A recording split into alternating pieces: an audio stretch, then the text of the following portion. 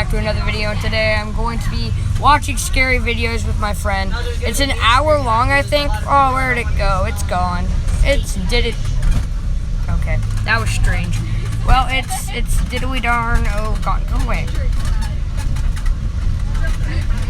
Okay, well, I don't know where the heck it went. Okay, you want me to show you what text you sent me? Oh, yes, please. I can't just look it up. It's not that easy, man. You know what? Oh, hey, say hello to my friend. They can't see you. I'm Jack a boy. Yeah, Jack. This is like some other guys, like his phone number is connected to mine somehow. Okay. A week before Kim's 10th birthday, she walked to the corner store with a $5 bill and picked up a jar of ragu. I just told you the camera's not on. You can't turn the camera on. For her mom. On her way home, a man she'd never seen before began talking. "Hi," he said cheerfully. Should we use my earbuds? Apparently she found another. Okay, yeah, probably. See, because if you're screen recording, it's like in a phone call, and then the audio on whatever you're doing gets lowered a lot. You have an adapter, right? What do you mean an adapter? You have an adapter, right? I don't Okay, need yeah, an adapter. yeah, no. Well, actually, technically, this is an adapter, but it doesn't matter. We're getting situated.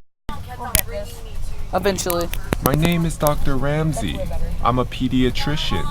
Do you know what a pediatrician is?" Kim walked along silently, not replying and fervently hoping he would take that as a sign he should leave her alone. "I was just on my way to get some lollipops for the candy jar in my office. What's your name?"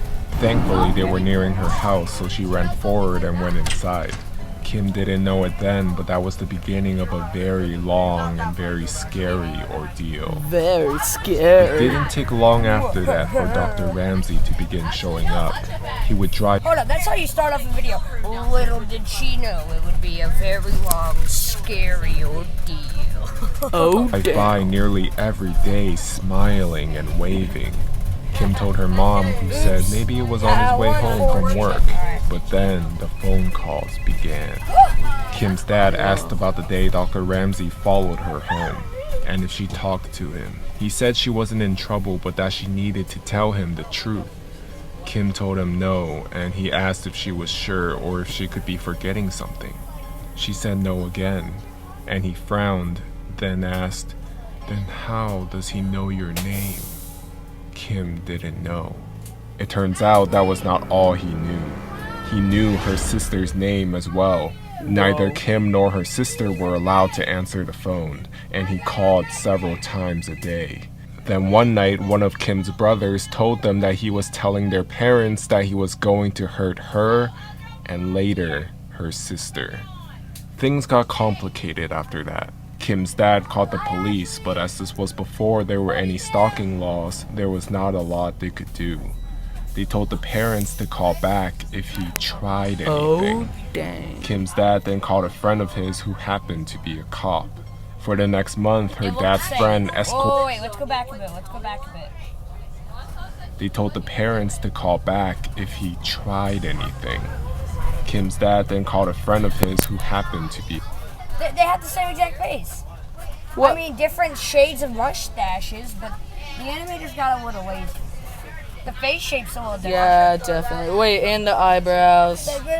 But for the most part. And eye lines. but for And the- wrinkles above the But nose. for the most part, it's the exact Be a same. They cop. just did a little For the next month, her dad's friend escorted her to and from school. She couldn't go outside alone anymore. Then one afternoon, all the siblings and their mom were in the kitchen, when all of a sudden one of the brothers saw a glimpse of someone in the garage. Dr. Ramsey came bolting out of it and the brother chased after him. They ran all the way to Cherokee Park where he lost him in the trees. Kim's parents called the police again, but nothing came out of it. The only information they had was a description and a name that was almost certainly fake. A couple weeks later, the family woke up to something horrific happened to their German Shepherd. The cops said there was no evidence it was him and ruled it accidental, but none of them believed that. His phone calls became more informative in the meantime. That night, the dad put in some carpenter nails in the bottom of the French doors until he got a new lock ordered.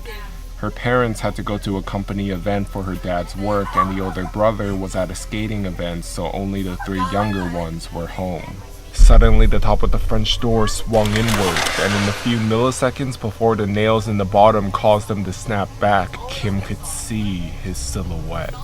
The sisters crept down to the brother's room to look. Someone was standing at the back door, knocking loudly. "What do you want?" she said. "Is this the Mercy residence? I have a pizza for delivery." She scoffed at him, declaring she was not stupid as she was calling the cops. Before they knew it, he left. A short while later, her brother returned home. Kim told him what happened, and he walked around the yard watching for him. By now, the family had pretty much given up calling the cops because it never helped. As the younger brother was in the kitchen, he had this sensation that he was being watched. He stepped closer, then closer again until he was right up to the door. There on the other side of the window was Dr. Ramsey smiling back at him.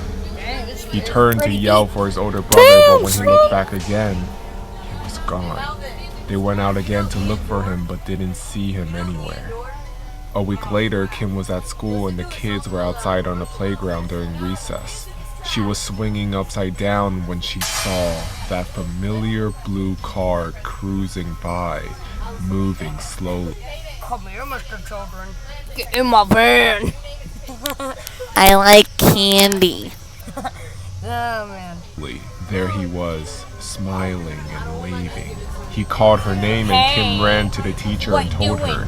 The school had been told all about him, and the teacher took her inside right away and called Kim's mom. That same day, her mom had gotten a call from the school office asking. It's like, should we call 911 that the stalker is here and we have proof? No, let's call the mother. Let's call the mother that can't do anything. Asking her to verify that Kim's dad was picking her up, as he called to say that he was on his way. Oh, shoot. He wasn't. Not long after that, Kim woke up one night thirsty. She went down to the kitchen for a drink, and there, sitting alone in the dark, was her dad. On the table was a gun. He was tired of being afraid every time he left for work that something would happen to his kids while he was gone. Kim sat with him for a time, watching, before he sent her back to bed. Then, as suddenly as it began, it was over. He had vanished from their lives. The phone calls, the drive-by and creepy waves, everything. For a long time during and after the Dr. Ramsey incident, she would have a recurring nightmare in which she would wake up to find him standing over her as she slept. It took a long time before Kim felt like a kid again. She still wonders if the wait had ended for her dad when he was waiting in the darkened kitchen that one night. Kim doesn't know, and she's not sure that she wants to.